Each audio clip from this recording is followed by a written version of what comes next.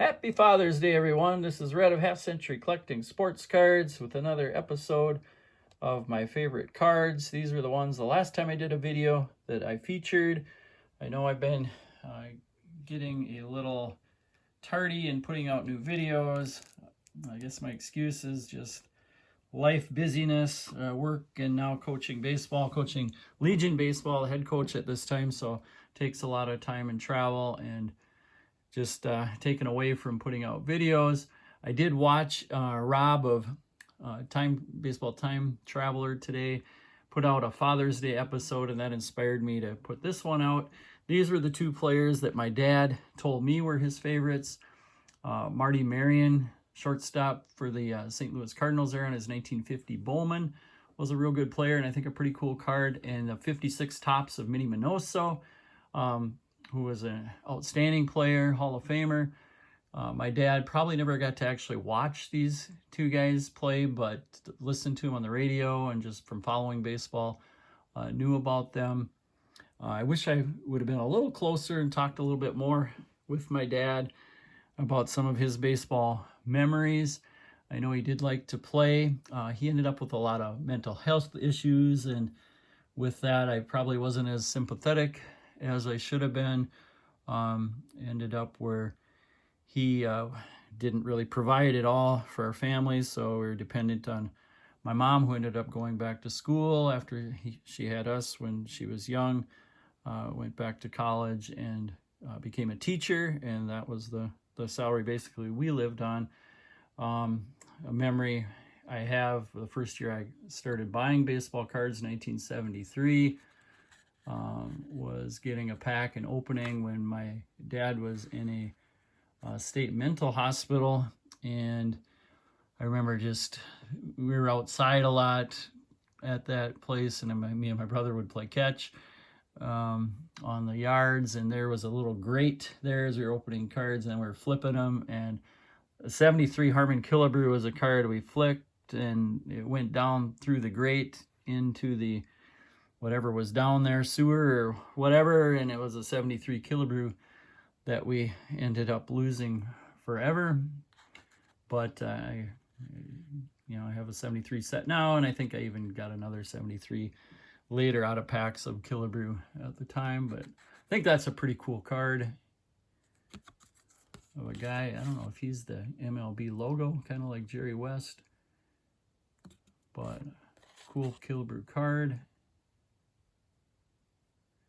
And a good, story of how I got it that I remember very well. I'm going to talk a little bit about my grandpa here, my dad's dad, and he loved baseball. In fact, how I first got into loving baseball was from my grandpa bringing me to town team games. And show this Orange Crush here. We would go to town team games, and he brought me there. We'd watch the game. My brother and I were like 4 and 5 at the time, and we'd go chase foul balls, and if we get them, we could turn them in at the concession stand for 10 cents, and with that 10 cents, this is what I would buy. Orange Crush, probably in a bottle just about like this, and since then, Orange Crush has been my favorite pop, and that's the reason. I think orange was my favorite color for a long time for that reason. I know my grandpa, who there were no pro teams in Minnesota at the time, but talked about going to some barnstorming games and saw some Negro Leaguers, and Cool Papa Bell, I think I remember him mentioning as a player. Some of you talked about with great speed, and on Father's Day, you got to go with a Cool Papa anyway. So one of the best players of all time, and this is a 1975 Great Plains card of Cool Papa Bell. I think kind of a cool looking picture back when he was with the St. Louis Stars. The other reason I had to bring this one up is because he was born in 1903, which is the same year my grandpa was born. So I thought that kind of fit as well. I've read now a book on Cool Papa Bell, which I thought was a outstanding book to read. You'll find out a lot about his you know, growing up and playing days in the minor leagues and over in Mexico where he played for quite a while. He's got some nice pictures back when he played in there. Some other things I found of Cool Papa Bell over the years. These cards that I actually just recently picked up that is from a 1976 set called Bell and Douglas. So he was one of the ones that put this out. And then he actually gives Cool Papa comments on these cards, which is pretty cool. This is the one talking about how good he was as a center fielder, playing shallow. Bill Veeck, White Sox owner, said he was a defensive equal with Joe DiMaggio, Willie Mays, and Tris Speaker. And talks at the bottom that he was like Ty Cobb as a base runner, Wee Willie Keeler as a hitter. I think he actually had maybe a little more power. He actually came up as a pitcher, left-handed pitcher, but had some arm troubles and turned into a outstanding center fielder. He was teammates for a long time with Willie Wells, who I ranked the number 7 shortstop of all time. And they were longtime teammates. Bell is probably going to end up in the top 10 as all-time center fielders. Great player. And then I've also got to show here a great uncle of mine who played with the St. Louis Browns organization. He didn't actually make it to the majors. He had some type of injury before that, but his name was Adolph Sparrow, and I looked him up in Baseball Reference because they always talked about how good he was and how he would have made it if he wouldn't have got injured. He was a catcher. He had an eye injury. He fought in World War II, and I don't know if that was part of it, although looking at Baseball Reference, it looked like he was done before World War II. But he was a .330 lifetime hitter in the minors, so he actually was a pretty good player. So kind of a cool picture, old picture that we've still got in the family. And then I got to talk about my kids, my 4 kids. You know, my oldest is a daughter who loved baseball from the beginning, or I guess ball, and ended up playing college softball. But her favorite player growing up was Corey Koski.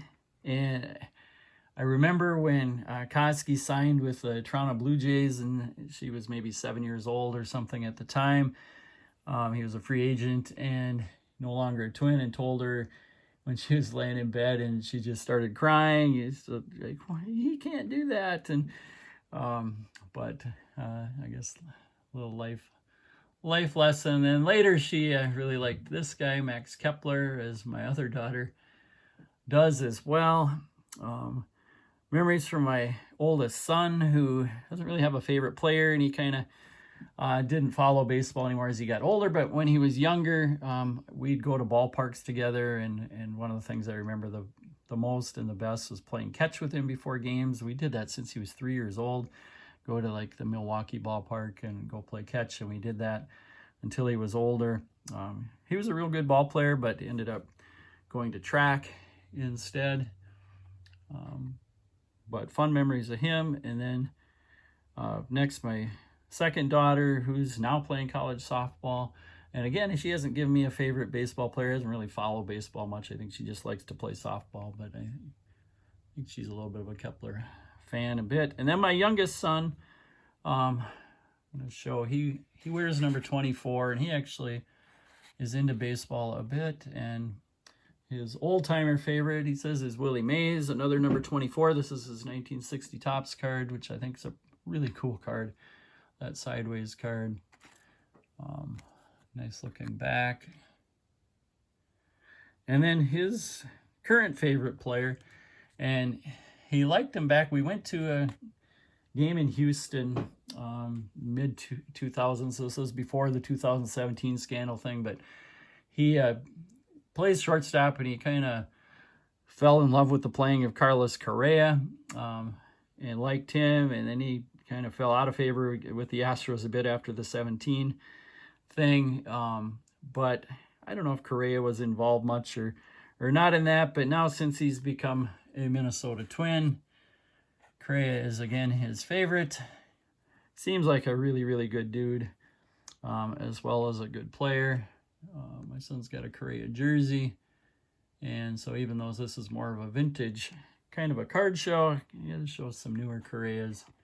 It's for my son, and a little other shout out for my son. He just he's a junior going to be a senior and played against a pitcher who's already signed to play in the Big Ten next year, throws in the mid-90s, and got to see my son hit a home run off him, which was pretty cool. He did strike out his other 2 at-bats against him, but a little fun memory. 4 great kids, love them all. Thanks to my dad, both my grandpas. Good memories. Happy Father's Day to all of you. Thanks for watching.